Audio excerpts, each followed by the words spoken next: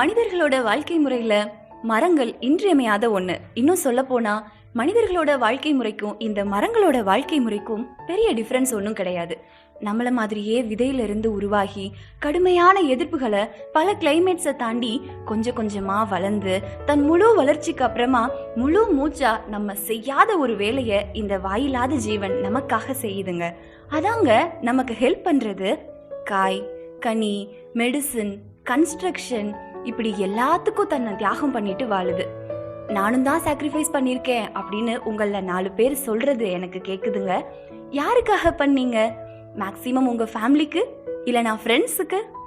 யாருக்கு என்னவா ஆக போறோன்னே தெரியாம அந்த மரம் பண்ணுது பாருங்க, அதுதாங்க சாக்ரிஃபைஸ். மரம் நம்ம எல்லாரையும் ஒருவேளை தன்னோட குடும்பமா நினைச்சு இவ்வளவும் செய்யுதோ என்னவோ.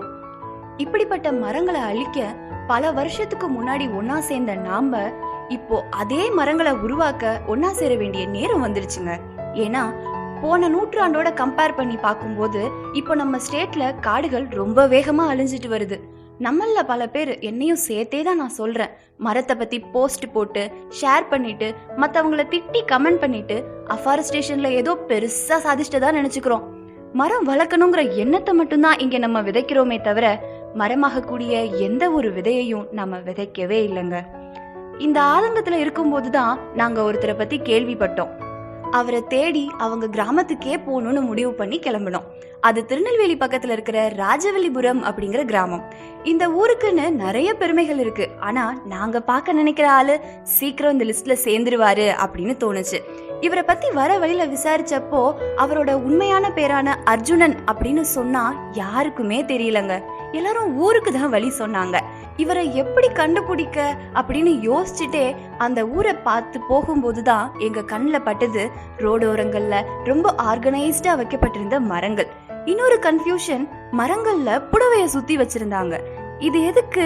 ஒருவேளை கோவில் மரமா என்ன அப்படின்னு விசாரிச்சப்போதான் தெரிஞ்சது நாங்க தேடி வந்தவர் தான் இதுக்கு காரணம் அப்படின்னு. ஊருக்குள்ள போய் அவரை பத்தி விசாரிச்சப்போதான் தெரிஞ்சது அவருக்கு இந்த ஊர் மக்கள் வச்ச பேரு மரசாமி அப்படின்னு.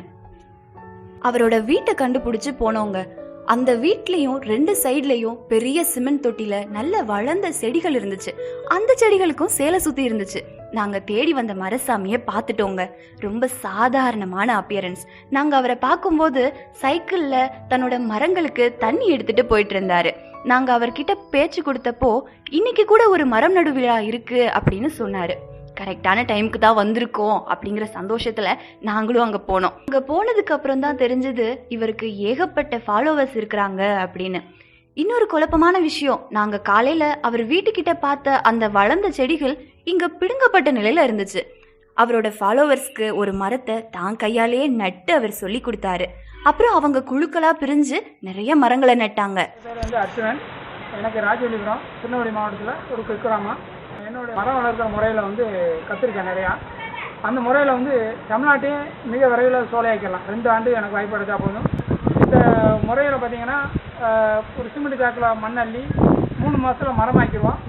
அந்த மரத்தை நம்ம தேவையான இடத்துக்கு எடுத்து செல்லலாம். இந்த மரத்துக்கு கூண்டு தேவையில்லை, வேலி தேவையில்லை, தண்ணி வசதி தேவையில்லை.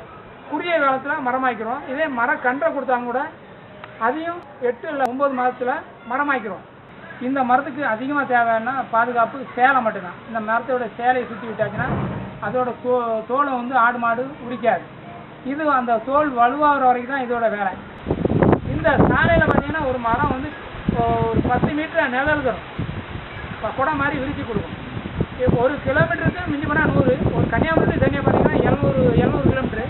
இந்த 700 100 இருக்குன்னா இந்த சைடு 700,000, இந்த சைடு 1,40,000 மரம் தான். ஒரு ஆளை வச்சு ஒரு கிராமத்தை சோலையாக்க முடிய பயிற்சியை நாங்கள் கொடுக்குறோம். ஒரு கிராமத்தில் பார்த்தீங்கன்னா 600லேருந்து 1200 100 நாள் வேலை மக்கள் இருக்காங்க. 600 மக்களை வச்சு நம்ம 600 கிராமத்தை சோலையாக்கலாம் ஒரு வருஷத்துக்கு. ஒரு 5 வருஷத்துக்கு முன்னே பார்த்தீங்கன்னா எங்கள் சாலை ஓரங்களில் ஒரு மரங்கள் கூட இல்லாமல் தான் இருந்தது ஐயா. இன்னைக்கு பார்த்தீங்கன்னா இரு பக்கமும் மரங்கள் வச்சுருக்காங்க. நல்ல ஒரு நிழல் இருக்குது, ஒரு சுகாதாரமான காற்று கிடைக்கும் எங்களுக்கு. இதே மாதிரி எல்லா கிராமத்திலையும் வைக்கணும்னு சொல்லி நாங்கள் ரொம்ப மனசில் நினைக்கிறோம் ஐயா. இப்போ தமிழ்நாட்டில் பல்லாயிரம் குக்கிராமங்கள் இருக்குது. அவங்களுக்கு சரியான வழிகாட்டுதல் நாங்கள் தயாராக இருக்கிறோம். இந்த வாய்ப்பு கிடைச்சா நாங்கள் வேணுங்க தமிழ்நாட்டுக்கு 33% காடுகள் இல்லை, 55% காடுகளை கூட 2 ஆண்டில் சோலையாக்கி தர முடியும். இவர் டீம் கிட்ட பேச்சு கொடுத்தப்பதான் தெரிஞ்சது இவங்க இந்த வேலையை சும்மா பிளைண்டா செய்யல, ஒரு பெரிய விஷனோட தான் இருக்காங்க அப்படின்னு. இது வந்து ஒரு பொது சேவையாக தான் நம்ம செஞ்சுட்டு இருக்கோம். அப்புறம் வந்து இந்த செடி வளர்க்கறதுனால வந்து நிறைய மழைநீர் சேமிப்பு எல்லாமே இதனால உருவாகுது. தண்ணிக்கு வந்து நம்ம யார்ட்டையும் கையேந்த வேண்டாம். இது வந்து நம்மளுக்கு ரொம்ப யூஸ்ஃபுல்லாக இருக்கும். 100 நாள் வேலை செய்கிறாங்கல்ல, அவங்கெல்லாம் கூட இந்த மண்ணள்ளி வந்து அவங்க கஷ்டப்பட்டு அவங்க உடல் உழைப்பை வீணாக்குறாங்க.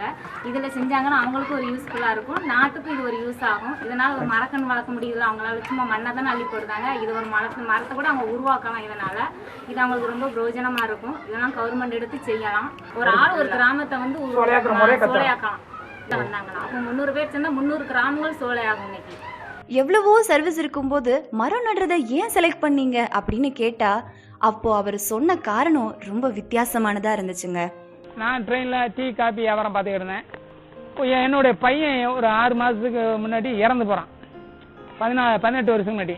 இந்த 6 மாதம் நான் வரலங்கிறத பார்த்துட்டு என்னுடைய ஒவ்வொரு கஸ்டமரும் ஏன் வரல, எதுக்கு வரல அப்படின்னு கேட்குறோம். என்னுடைய பையன் இறந்து போயிட்டான், அவன் நினைவா அவன் இறந்த உடனே என்னோட வாழ்க்கை பிடிப்பே இறந்து போயிட்டேன் அப்படின்னு சொல்கிறேன். அதில் ஒரு 80 பெரியவர் சொல்கிறாரு, அப்போ இன்னமும் வந்து வாழ்நாளில் நீ சாதிக்கக்கூடியது நிறையா இருக்குது, பின்னாடி வர தலைமுறைகளுக்கு ஒன்று செய்யலாம், உன்னால் முடிஞ்சால் உன் பையன் நினைவாக ஒரு மரத்தை நடு அப்படின்னு சொன்னார். அவர் ஒரு மரம் நட சொன்னார். அது வளர்ந்து பார்க்கும்போது எனக்கு சந்தோஷமாக இருந்துச்சு.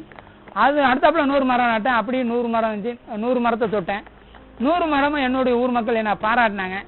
இன்னும் நிறையா வச்சா எப்படி இருக்கும் அப்படின்னு சொல்லும்போது ஒரு 1000 மரத்தை சாலையில் வச்சேன். இந்த முறையிலேயே நிறைய விதத்தை கற்றுக்கிட்டேன். அதாவது கன்றை எப்படி மரமாக்குறது, கிளையை எப்படி மரமாக்குற முறையை கற்றுக்கிட்டேன். இந்த முறை வந்து என்னுடைய பையன் இழப்புக்கு பிறகுதான் இந்த முறையை கற்றுக்கிட்டேன். 20 நிமிஷத்துல ஒரு 10 சதுர அடி தரிசு நிலத்தை எப்படி மாத்துறாங்கன்னு நீங்களே பாருங்களேன். நம்ம செடியை நட்டா அது அடுத்த தலைமுறைக்கு தான் பயன்படும், ஆனா இவங்க முறையால நட்டவங்களுக்கே அது பயன்படுதுங்க. இந்த மாதிரி மரத்தை உருவாக்க 300 ரூபா தான் செலவாகுது அப்படின்னு சொல்றாரு நம்ம மரசாமி.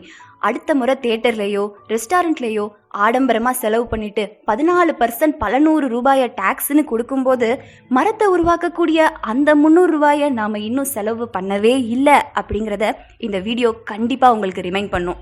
பணம் இருந்தாதான் ஒரு ஊரை தத்தெடுக்க முடியும்னு நினைச்சிட்டு இருந்த எங்களுக்கு இவரோட வறுமையிலையும் பல ஊரை தத்தெடுத்து பண்ற சர்வீஸ் ஒரு பெரிய பூஸ்டப்ங்க.